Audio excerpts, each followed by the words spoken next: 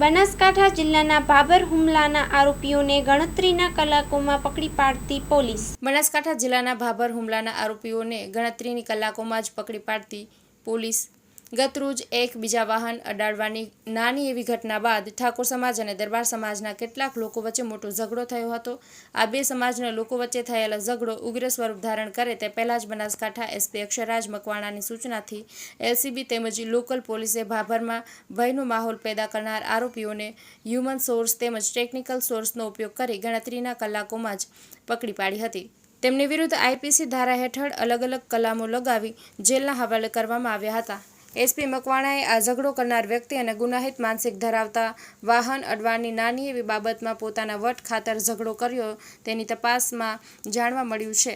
ઠાકોર સમાજ અને દરબાર સમાજને આ ઝઘડાથી કોઈ લેવા દેવા નથી તે માટે શાંતિ રાખવા અપીલ કરી હતી। અહેવાલ બાય મા ન્યૂઝ પ્રતિનિધિ સુરેશ રાવળ, બનાસકાંઠા। તારીખ 30/4/2025 રોજ ભાભરની અંદર કેટલાક તત્વોની વચ્ચે એક મોટા ઝઘડાનું સ્વરૂપ લેવાય છે। જે ભાભરના 3 રસ્તા છે તેની વચ્ચોવચ્ચ એ લોકોની વચ્ચે ઝઘડો અને મારામારીનો બનાવ બને છે। આ બાબતની જાણ થતાં તુરંત જ અમારી લોકલ પોલીસ તથા એલસીબી એસઓજીનો સ્ટાફ અને અમારા એએસપી જે છે એ ઘટના સ્થળે પહોંચી જાય છે। ઘટનાનું સ્વરૂપ લઈ અને ફરિયાદ દાખલ કરવામાં આવે છે અને ત્યારબાદ માત્ર થોડા કલાકોની અંદર જ 7 જેટલા આરોપીને અટક કરવામાં આવે છે। આ આખા બનાવની બાબતમાં જો વાત કરવામાં આવે તો તારીખ 30/4/2025 રોજ સાંજે આશરે 6 કલાકે મુકેશભાઈ ઠાકોર નામના વ્યક્તિ પોતાનો છોટા હાથી ગાડી લઈને નીકળે છે।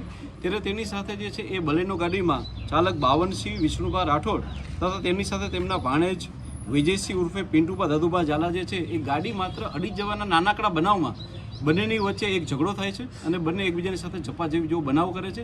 ત્યારબાદ બંને ઈસમો જે છે એ પોતાના પરિવારને અને તથા મિત્રોને ફોન કરીને બોલાવે છે કે અહીંયા મારે એક નાનો મોટો આવો ઝઘડો થયો છે અને ત્યારબાદ તેમના પરિવારજનો અને તેમના મિત્રો આવી અને એકબીજાની સામે વધારે મોટો ઝઘડો કરે છે અને ત્યારબાદ જે છે એ હોસ્પિટલની અંદર તે લોકોને દાખલ કરવામાં આવે છે।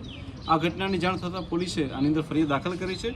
જે બીએનએસએસના સેક્શન 115(2), 118(1), 118(2), 109(1), 189(2), 191(2), 193(3), 190, 296(b) અને 351(3) મુજબ દાખલ કરવામાં આવી છે અને પોલીસે અત્યાર સુધીમાં પોતાના નેટવર્કનો ઉપયોગ કરીને અને ટેકનિકલ એનાલિસિસ દ્વારા 7 જેટલા આરોપીઓ એટલે કે બાવનસિંહ વિષ્ણુભા રાઠોડ, વિજયસિંહ પિન્ટુભા ઝાલા, લાલભા રાઠોડ, સુરતસિંહ જયંતિભા રાઠોડ, ચંદનસિંહ વખતુભા રાઠોડ, ઋષિરાજ વખતુભા રાઠોડ અને કુલદીપસિંહ પ્રતાપસિંહ રાઠોડને પોતાના માધ્યમથી પકડી લીધા છે અને હાલમાં તેઓને જે છે રાઉન્ડ અપ કરેલા છે।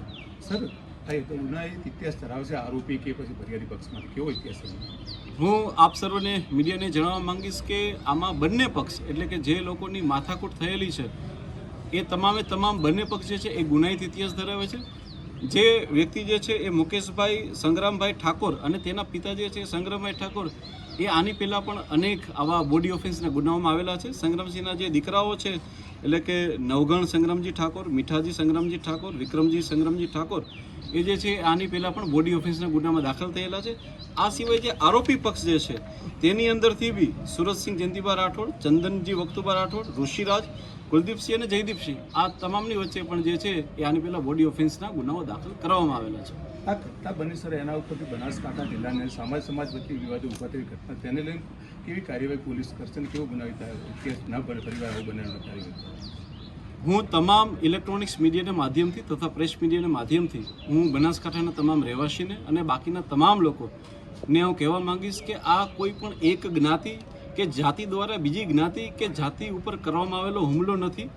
જો આની અંદર ઊંડાણથી જોવામાં આવે તો ઝઘડો કરનાર બંને પક્ષો જે છે એ ગુનાહિત માનસિકતા ધરાવે છે। આની પહેલાં પણ એ લોકો બોડી ઓફેન્સમાં સામેલ છે। આ માત્ર ને માત્ર બે પરિવારોની વચ્ચે થયેલો ઝઘડો છે। નથી કોઈ દરબાર કમ્યુનિટી, કોઈ ઠાકર કમ્યુનિટી કે નથી કોઈ ઠાકર કમ્યુનિટી કોઈ દરબાર કમ્યુનિટીને મારેલા છે કે પર્ટિક્યુલર કોઈ જ્ઞાતિ જાતિ કે ધર્મના હોવાથી કોઈ લોકો એકબીજાને મારેલા નથી। આ માત્ર ને માત્ર એક સામાન્ય ગાડી અડી જવાથી માત્ર પોતાના ઈગો ઉપર લઈ અને બંને પક્ષ જે છે એ ગુનાહિત માનસિકતા ધરાવતા હોય તેમના દ્વારા એકબીજાની ઉપર હુમલો કરવામાં આવેલા છે। આની સાથે કોઈ પણ જ્ઞાતિ જાતિ કે ધર્મને કોઈ લેવા દેવા નથી। એટલે હું તમામ લોકોને અપીલ કરવા માંગીશ કે તમામ લોકો જે એ બિલકુલ શાંતિ જાળવશે અને જો એ લોકોને ક્યાંય કન્ફ્યુઝન હોય તો અમારા પોલીસનો કોન્ટેક્ટ કરશે, પરંતુ કોઈ પણ વ્યક્તિ કોઈ પણ જ્ઞાતિ કે જાતિની વિરુદ્ધ જે છે એ નિવેદનો, આવેદનો કે ત્યારબાદ જે છે એ સોશિયલ મીડિયા ઉપર ટીકા ટિપ્પણી ટાળશે। આ કોઈ પણ ધર્મ કે જાતિની વિરુદ્ધ કહેલું કોઈ કૃત્ય નથી, માત્ર ને માત્ર બે ગુનાહિત માનસિકતા ધરાવતા પરિવારો વચ્ચે થયેલો ઝઘડો છે।